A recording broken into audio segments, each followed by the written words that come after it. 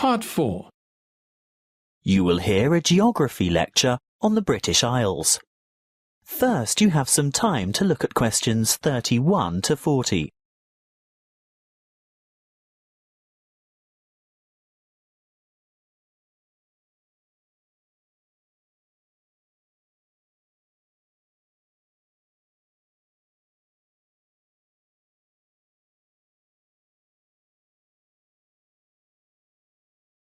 Listen carefully and answer questions 31 to 40. Hello, I'm glad so many of you have turned out to hear what I have to say today about the British Isles, that area of the Eastern Atlantic that we Americans find so confusing. I'm afraid just looking at a map or a page in the atlas doesn't necessarily explain the geographic terminology. In referring to the British Isles, a word of apology for those of you of Irish descent, that is, those whose ancestors come from Ireland, the Republic of Ireland. No matter how geographically accurate the place names that I use today are, some of you will be understandably upset to be included in anything termed British.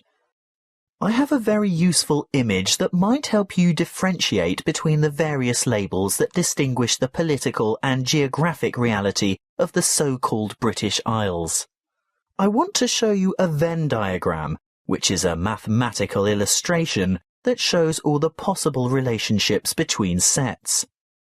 Look at this Venn diagram, and you will see that the geographical terminology is in bold, while the political terms are in italics. See here the British Isles in bold and the British Islands in italics. The aim of this lecture is to explain the meanings of and relationships among those terms. In geographical terms, you will see that the British Isles is an archipelago made up of the two large islands of Great Britain and Ireland, and including many smaller surrounding islands. Of course, you can't tell from the Venn diagram the true comparative size of these islands. You'll need to look at the map for that.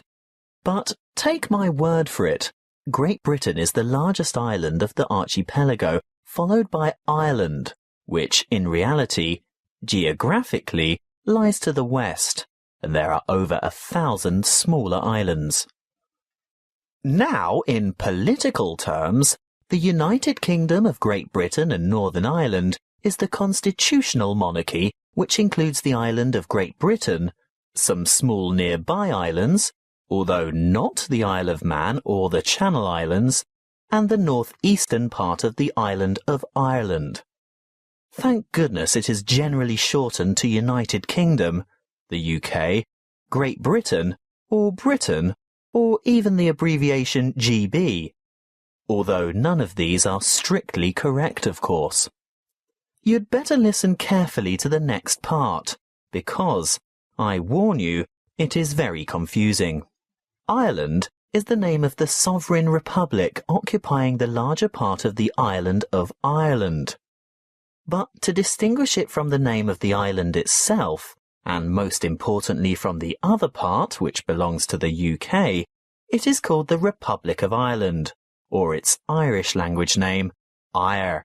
That's E-I-R-E, even though Eire directly translates as Ireland.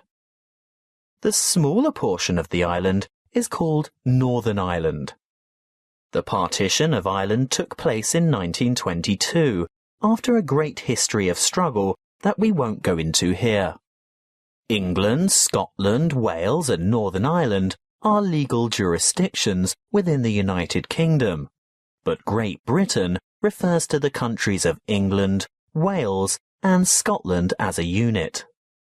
The British Islands contain the United Kingdom, the Channel Islands, made up of Guernsey and Jersey, and Isle of Man, which all have the British monarch as head of state. Interestingly, the Isle of Man, although governed as a British Crown dependency, has its own parliament, but relies on the UK for defence and in matters of external relations. So, you've learnt something about the geographical and political confusion surrounding the British Isles. Let's have a look at some of the linguistic confusion. To start with, there isn't an adjective to refer to the United Kingdom, so the term British is generally used.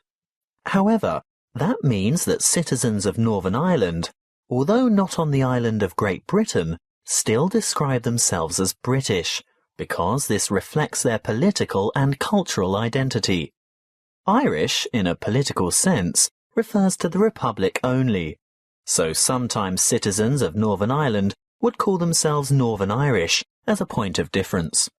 Of course, the Northern in Northern Irish is not completely accurate either, as the most northerly peninsula on the island is in the county of Donegal, which is part of the Republic.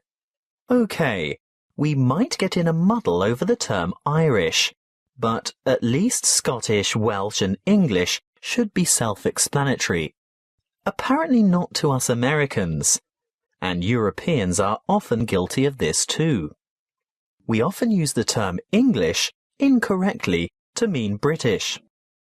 I'd have to be the first to admit to calling my Welsh colleague English, which really gets his heckles up.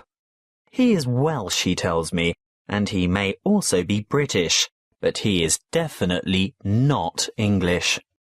Just one more thing. What is the British Commonwealth? It's a voluntary association of independent states, many of which were former British colonies. In fact, what was primarily the old British Empire. However, it's no longer known as the British Commonwealth, but is now called the Commonwealth of Nations instead, presumably because current members do not want to remember the old colonial ties. That is the end of part 4. You now have 1 minute to check your answers to part 4. That is the end.